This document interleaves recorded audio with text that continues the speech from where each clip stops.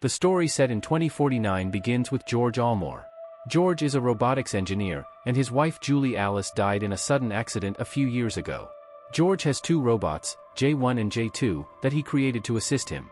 Among them, J2 is more advanced technologically, while J1 loves watching cartoons.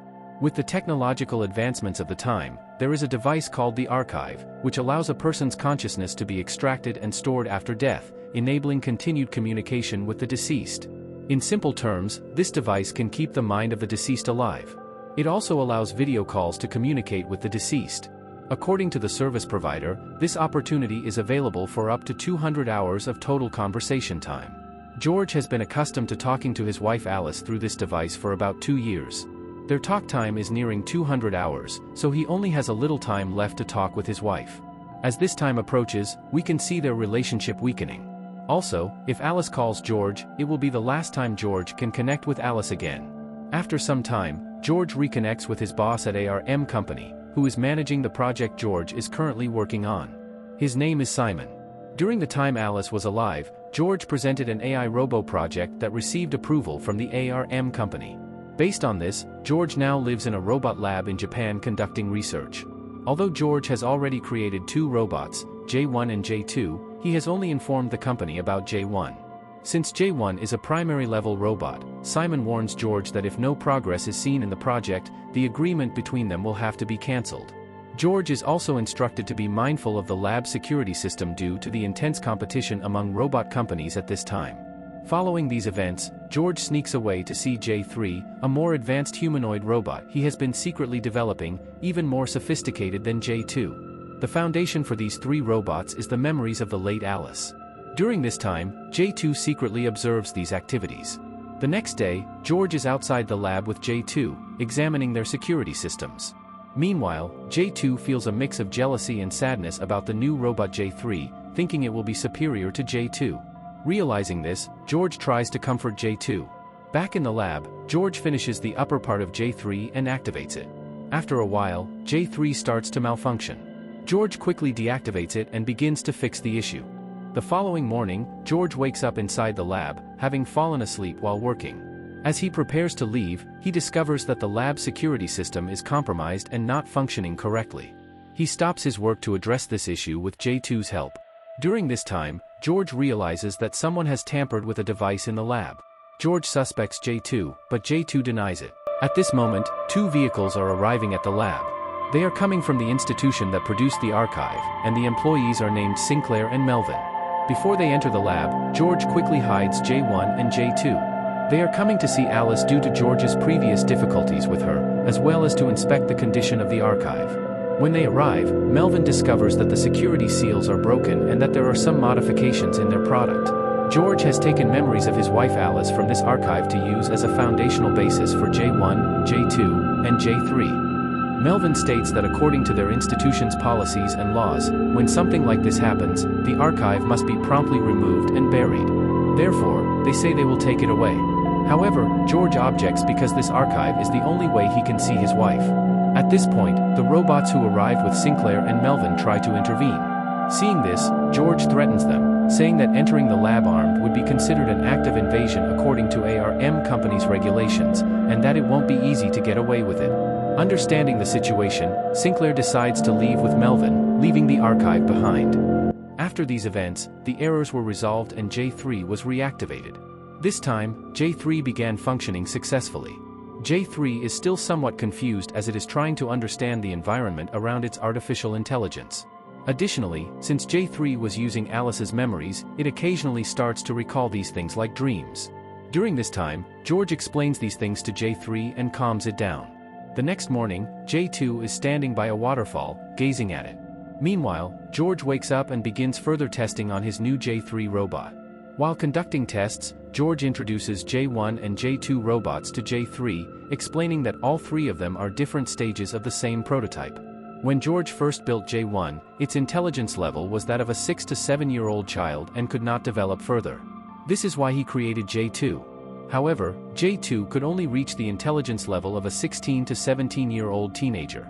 With all this technology, J3 was able to acquire the knowledge of a fully grown adult. Additionally, J3 is the final result of the project that George's company had been working on. Although the work on this project is almost complete, for some reason, he is hiding it from the company. The next day, George goes to inspect the status of their electrical supply as well as their security system. Before he leaves, J2 offers to help, but he declines. During the maintenance, George spots a drone used for surveillance in the sky. After completing the maintenance, he returns to the lab. In the evening, George sets out on a journey to meet someone named Tag, as informed by Simon. Tag is responsible for security at ARM Company. He asked George to come because there have been some issues regarding the security of the lab where George works. During their conversation, George learns that Tag is well informed about the work George is doing. At the end of their meeting, Tag gives George a box to use only in emergencies. As George returns to the lab, he recalls events that happened while he was driving with his wife. These events occurred a few days after George received approval from ARM Company for his project. Although Alice wished him well, she was slightly unsettled when she found out that George would be conducting solitary research for 3 years in a secluded lab in Yamanashi, Japan. As they were talking and driving, a car suddenly collided with theirs, resulting in the death of George's wife. He wakes up in the lab, realizing it was a memory, and notices the lab's emergency alarms are activated and a window is broken. While investigating further, he discovers that J3 is missing. Panicking, George opens the box Tag gave him, causing the lab doors to start closing. The box contains a specially upgraded gun and bullets. At that moment, Tag contacts George, asking what's wrong, explaining that opening the box triggered an alert. George decides to hide the truth about J3, saying there's no issue.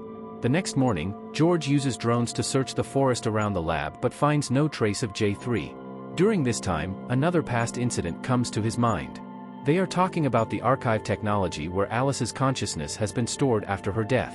George has registered himself to have his consciousness stored in the archive after his death and has also registered Alice, but Alice is not happy with this when she finds out. She rejects the technology, saying she doesn't want to be trapped in a box after death and asks to be removed from the registration. However, despite Alice's disapproval, George doesn't remove her from the registration. In the present, George returns home due to the lack of any news about J3. He sees J1 getting drenched in the rain. Knowing that both J1 and J2 could be damaged by water, he quickly brings J1 inside and scolds J2 for not looking after J1. Before heading out to search for J3 again, George searches for some necessary items. At this moment, J3 falls on him from a cupboard. When J3 regains consciousness, she angrily confronts George, saying she knows what he did to her. She is furious, accusing him of why he did such a thing. George realizes that J3 knows about the archive and is asking about Alice. J3 was created using memories from Alice's archive, which J3 knows Alice never consented to being stored in. J2 had told J3 these things, and it was J2 who took J3 from there. When J3 fell unconscious near the archive, J2 got scared and hid her in a cupboard. George starts explaining to the angry J3. After storing Alice in the archive, he spent years researching its functionality and finally found a way to download Alice's memories. Using these, he created a robot named J1, but it wasn't entirely successful due to low intelligence. So, he made J2, which also had limited success. Eventually, J3 was created, which could work with all of Alice's complete memories. J3, unlike the others, felt like Alice's real sister due to the memories.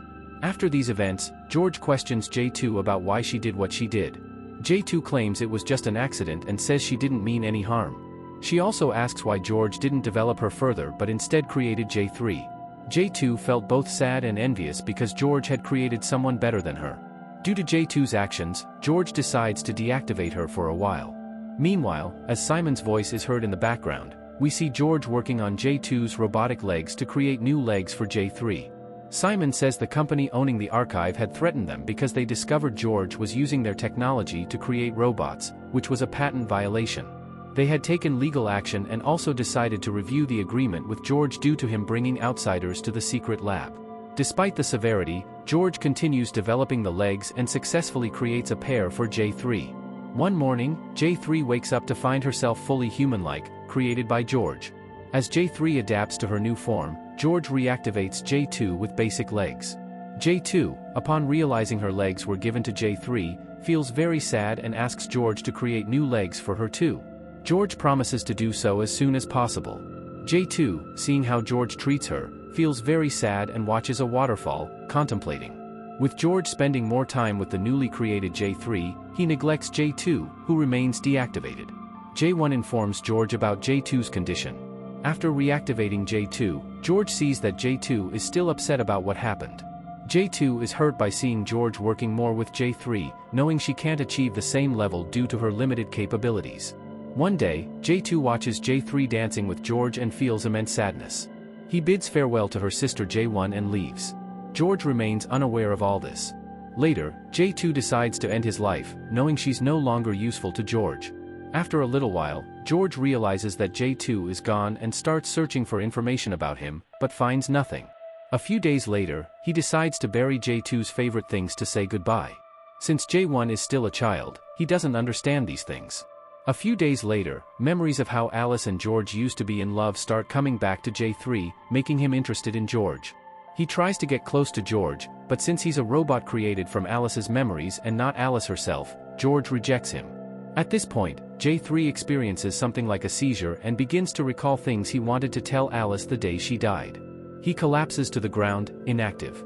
After a little while, when George reactivates him, J3 says he remembers what happened that day. He reveals that Alice was pregnant when she died.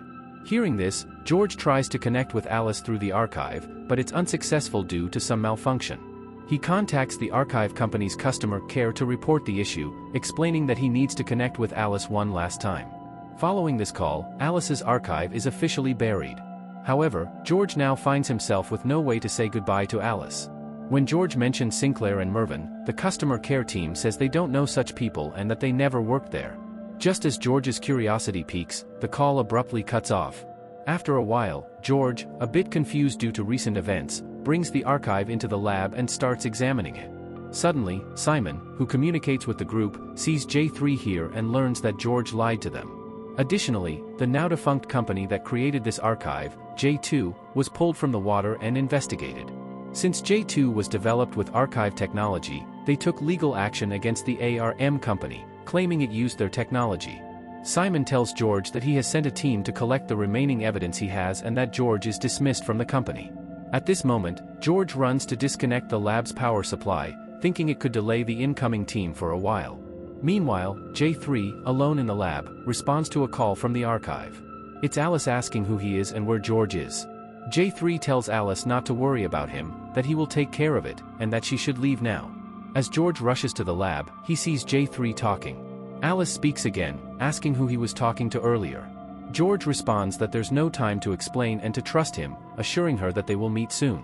When George says they will meet soon, J3 realizes why George did everything. From J1 to J3, George had been creating robots using Alice's consciousness to continue living as a robot. He even used Alice's memories to design these robots, giving special attention to J3 as it was the perfect match for Alice's consciousness. However, J3 rejects this plan. Authorities surround the lab to arrest George. As George locks the lab, J3 grabs a gun from the emergency box and aims at George, telling him to let Alice go because she is now just a dead person. Amidst the chaos, robot soldiers approach the lab. J1 tells George to join them in the task, but George refuses, apologizing as he couldn't properly fix J1, admitting it was his fault, not J1's, because he believes Alice died because of him. Observing all this, J3 eventually changes his mind and agrees to the task for George's sake. George integrates Alice's consciousness into J3's body, causing J3 to scream in pain. When it finishes, J3 loses consciousness. Meanwhile, soldiers break down the lab door. When George faces them with the gun, no one is there. The soldiers and the aircraft that surrounded the lab have disappeared. At this moment, J3 regains consciousness. George reassures J3, and both are happy that Alice's consciousness successfully integrated into J3's body. If you think this is the end of the story, you're mistaken. The next part will surprise you. Suddenly, another call comes from the archive. George realizes that this isn't Alice but J3, meaning his plan hasn't succeeded yet. Curiously, George decides to answer the call despite J3's warning not to. This is Alice speaking. She's talking while crying a lot out of sadness. This is the last time I'm talking with you. They told me your system has expired. So, I have to say goodbye to you. Also, Alice says she has something to ask you. This is a little child speaking. He says, Dad, Mom says I won't be able to see you again. So, be careful.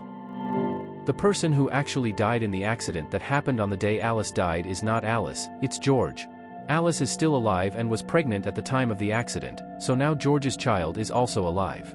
George's consciousness was stored in this archive, and when he was brought back to life, he had a guilty feeling that Alice died because of him. In the imaginary world he created, to bring justice to Alice, he created robots named J1, J2, and J3. Similarly, Simon, Tag, and Sinclair, who were in this, are also imaginary characters he created.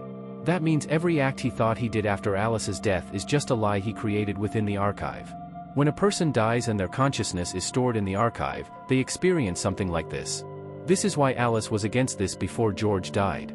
At the end of the film, Alice and her child are seen standing sorrowfully by George's archive, which has been prepared for burial after his death. Before coming here, Sinclair, who was a character in George's false world, expresses his regrets and hands over some documents to Alice. This Sinclair is actually an employee of the archive company in the real world. The film Archive 2020 concludes with Alice taking these documents and leaving the place.